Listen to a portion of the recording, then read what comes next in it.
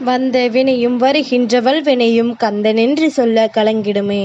செந்தில் நகர் சேவகா என்று திருநேற்று அனுபவருக்கு மேவ வராதே வினை. நமக்கு நாமே ஆறுதல் கூறுகின்ற மனதைரியம் இருந்தால் அத்தனை விஷயங்களையும் நல்லபடியாக கடந்து போகலாம். சிங்காரவேலனுக்கு அரோகரா. என் தங்கமே, இன்று இந்த சிங்காரவேலன் ஒரு நல்ல செய்தியோடு உன் இல்லத்தின் வாசலில் நின்று கொண்டிருக்கின்றேன்.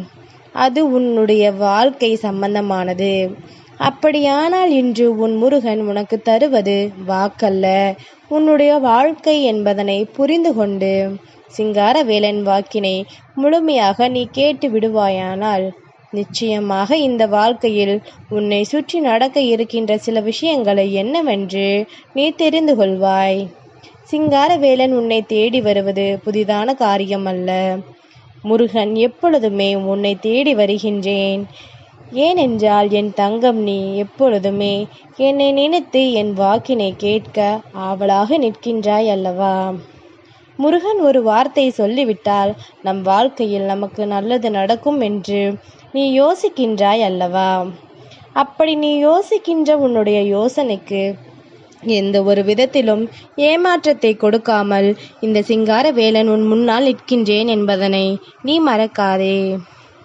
நான் உன்னோடு இருக்கின்ற ஒவ்வொரு நொடியுமே உனக்கு வாழ்க்கையில் ஆறுதல் கிடைக்க வேண்டும். அதே நேரத்தில் நான் முன்னோடு இருக்கின்ற ஒவ்வொரு நொடியிலும் உன் வாழ்க்கை என்னவென்று உனக்கு புரிய வேண்டும். சுற்றி நடப்பது எல்லாம் நம்மை அழிக்க வந்தது என்று நாமாக எண்ணிவிடக்கூடாது. எதுவாக இருந்தாலும் அதிலிருந்து நமக்கான மகிழ்ச்சியை நாம் பெற்றுக்கொள்ள வேண்டும் என்பது உன்னுடைய எண்ணமாக இருக்க வேண்டும். யாருக்காக உழைக்கின்றோம், யாருக்காக வாழ்கின்றோம் என்று இன்னமும் என்னுடைய தங்கங்களுக்கு சரியாக புரியவில்லை. ஏனென்றால் யாருக்காக உழைக்கின்றோமோ அவர்களால் அவமானப்படுத்தப்படுகின்றோம்.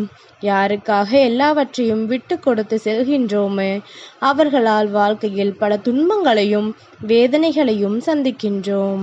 சில நேரங்களில் யோசித்து பார்க்கும் பொழுது அவர்களுக்கு வருவது போன்ற மனது ஏன் நமக்கு வருவதில்லை?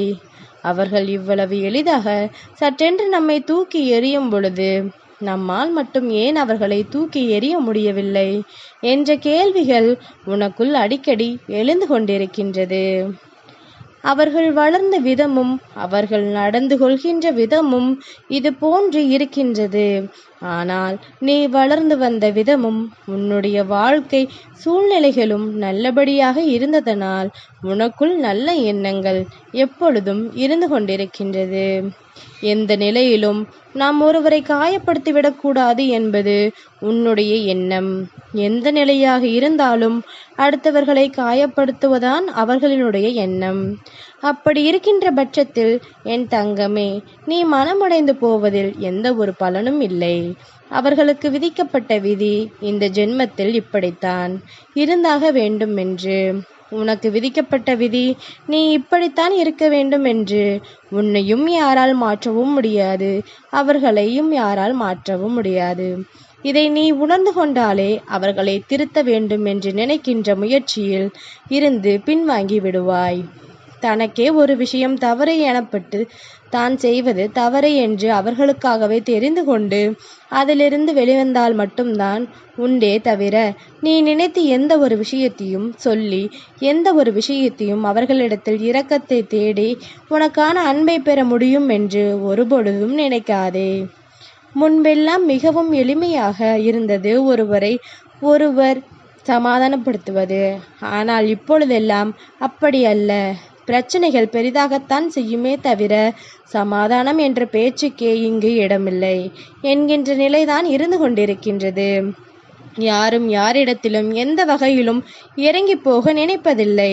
விட்டு கொடுப்பது என்ற விஷயமே இங்கு இல்லை.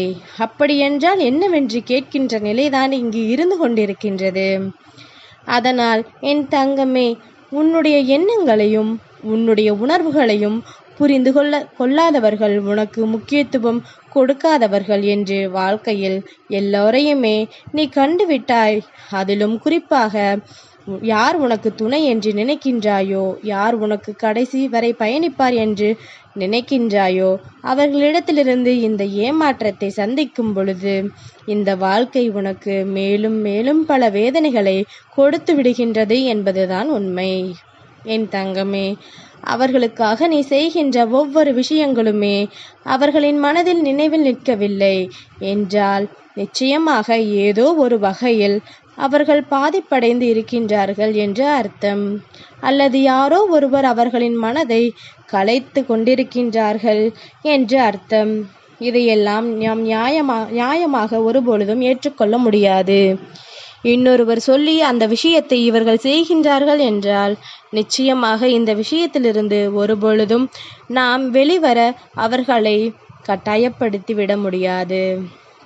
சொல் பேச்சு கேட்டு செய்கின்ற விஷயங்கள் எப்பொழுதுமே இந்த வாழ்க்கையில் மிகப்பெரிய துன்பங்களைத்தான் கொடுக்கும். தனக்கு தெரிய வேண்டும் தான் எந்த விஷயங்களை செய்ய வேண்டும், எந்த விஷயங்களை எல்லாம் செய்யக்கூடாது என்று வேண்டும் என்றே செய்து இன்னொருவரின் மனதினை காயப்படுத்துவது என்பது நியாயமற்றது.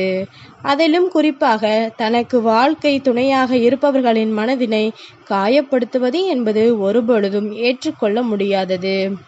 நமக்காக இருக்கின்ற ஒருவரை நாம் காயப்படுத்துகின்றோம் என்றால் அவர்களுக்கென்று யாருமே இல்லை என அவர்கள் நிச்சயமாக உணர்வார்கள். அப்படி ஒரு நிலைக்கு அவர்களை ஒருபொழுதும் தள்ளிவிட்டு விடக்கூடாது. எல்லா கஷ்டங்களிலும் நஷ்டங்களிலும் சரிசமமாக இப்பொழுது இருக்கின்றவர்கள் எல்லாம் பங்கெடுத்து கொள்கின்றார்கள். ஆண்களும் சரி, பெண்களும் சரி. ஆண்களுக்கு இணையாக பெண்களும் உழைக்கின்றார்கள். ஏன் சில இடங்களில் எல்லாம் ஆண்களை விட பெண்கள் உயரத்திற்கு சென்று கொண்டிருக்கின்றார்கள். அதனால் யாரும் யாரையும் குறைவாக மதிப்பிடக்கூடாது. எல்லோருக்குள்ளேயும் திறமை இருக்கின்றது. எல்லோருக்கும் இந்த வாழ்க்கையை பற்றிய நல்ல எண்ணங்கள் இருக்கின்றது. அதனால் உன்னை சுற்றி நடப்பது என்னவென்று புரிந்து கொண்டு உன்னை சுற்றி இந்த வாழ்க்கையில் நடக்கின்ற ஒவ்வொரு உண்மைகளையும் என்னவென்று புரிந்து கொண்டு அதற்கு ஏற்றாற் போல நீயும் மாறிவிட்டால் போதும். நிச்சயமாக எல்லாவற்றையுமே இந்த வாழ்க்கை உனக்கு காண்பித்து கொடுக்கும்.